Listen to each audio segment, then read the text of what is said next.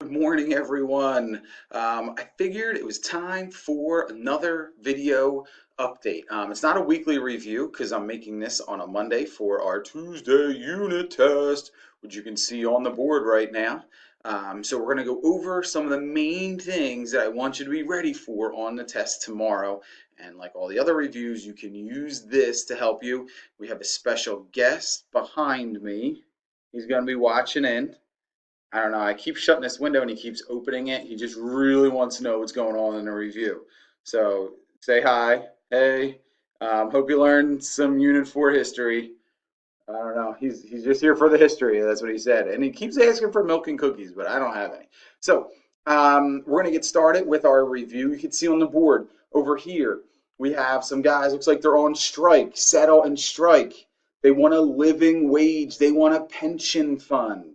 We have the naturalist, Mr. John Muir, some settlement houses, the Hull House set up by Jane Addams, a union. Look at all these people, a group of workers coming together to improve their lives. Remember, we said a whole group is stronger than just one. And the muckrakers, there they are, raking up all the muck of corruption. So, start off with the naturalist, Mr. John Muir, the man who wanted us to have natural parks, to have an escape to natural beauty. And he fought for it. He wanted to convince Americans that they not only needed to conserve the land, but he wanted them to enjoy it, and use it and let that be a part of them. He wanted lands to be untouched. So John Muir wanted everything for us in terms of natural beauty. That's what he was all about. He was all about natural beauty, and he is, I guess you could call him the founding father of the national park system. All right, moving on to the labor movement, and we see people on strike. And if you remember from class, we talked about when people are on strike, they form these lines. They're called picket lines. So they form these picket lines where they hold posters or sometimes hold them like they have here around their necks, and they get their point across why they're unhappy. And these people are strong when they come together. The key thing about unions is it's an organized group of workers and they want to improve working conditions. And when things don't go well, they will go on strike and they will form these picket lines, as you see here. All right, next up, we have the muckrakers, the muckrakers. And the two most famous muckrakers, Ida Tarbell, taking down the billionaire. He was a billionaire in the early 1900s. Like, who does that? Like, oh my God, he's like a billionaire. I just want a latte, right? She went after the billionaire. Upton Sinclair, he went after the meat packing industry and he was exposing all this terrible, nasty stuff that was going on. And because of him, we have the Food and Drug Administration. We have people who inspect the food before we get it, thanks to his investigative journalism, thanks to his muckraking.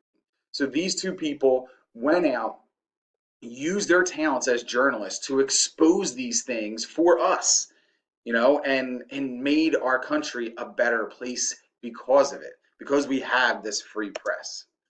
Now, we saw this map in class, and I wanted to take a second to look at this now. This map is a map that's going to be on the test, all right, and it goes over all the different immigrants from different countries in this span, this 80 years. And the numbers are here. Now, some people thought this was confusing, so let me go over it. Here's Canada, about 1.8 million. Here's Asia, about almost 800,000. Mexico, 230,000. This long arrow goes to all other countries in Europe not listed here.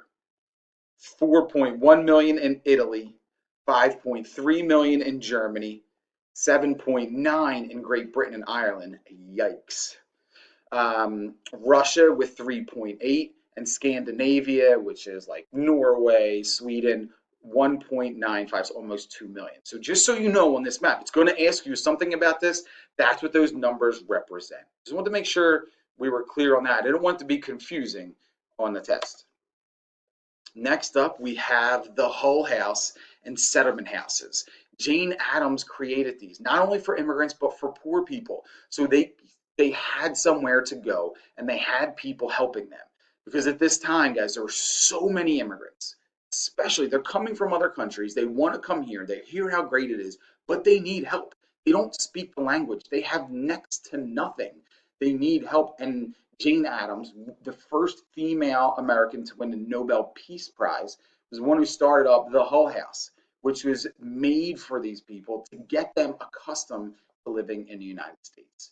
So these settlement houses, one of them being the Hull House, was made to serve immigrants and the poor. Okay, guys, that's the main things in a test. It's only about 5 minutes. I know you can do it. Keep calm. You can do it. All right. Are we good? I don't have any cookies. Food and cookies. God. All right, guys. Good luck, and I'll see you in class. Take care, everyone.